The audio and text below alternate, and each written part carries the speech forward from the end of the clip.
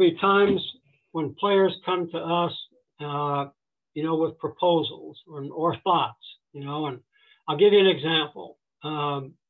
We have a dual read protection system where, if it's an even defense and the mic is to one side, the center, the guard, and the tackle of that side are dual reading.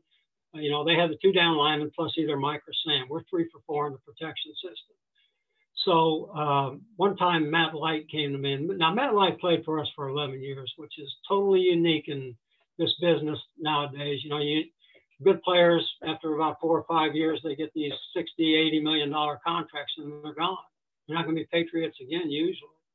So Matt Light came to me and, he said, hey, I know we got this call that says we're 3 for 4 and we got Mike to Sam plus the 2 down guys. He says, but I'm going to tell you something now. He says, I got this guy named Dwight Freeney sitting here on the end. I got to block this guy, but also I got to see if the Mike rushes too, because that's part of the call. And so what Matt said is there's times where I can't see him because he's too far to the inside.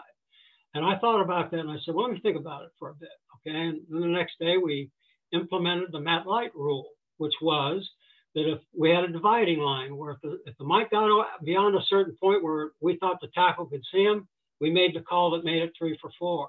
But if he was inside that dividing line, then the center would pop himself out.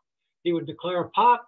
The guard and tackle took the tackle and the center blocked Mike the same. And that then became the Matt Light rule. And he has had credit for it forever.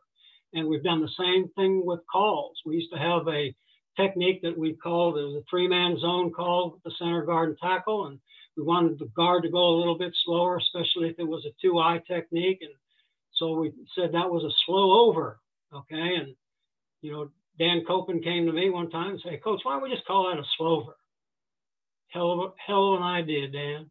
From now on, that's a slower call, okay? And so we always credited the players, and believe me, we had a Steve Neal call, a David Andrews call. We had a call from a lot of guys because of the suggestions they made. Those suggestions were good ones, okay?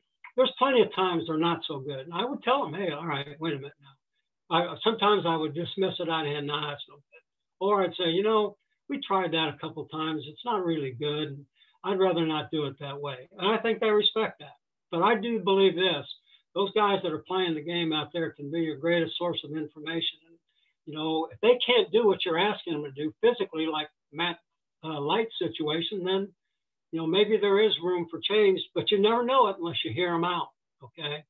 And then the final thing I'll say about dealing with players is I think it's important to know everything you can about them. Who's their girlfriend, who's their wife, what are their kids' names, okay? What's their mom and dad's names? What's the background of that guy? All right? The more information you can glean from the players about where they are, where they've come from, I just think it really only helps in getting to know that guy and getting to know that guy as a person. I think it's hugely important.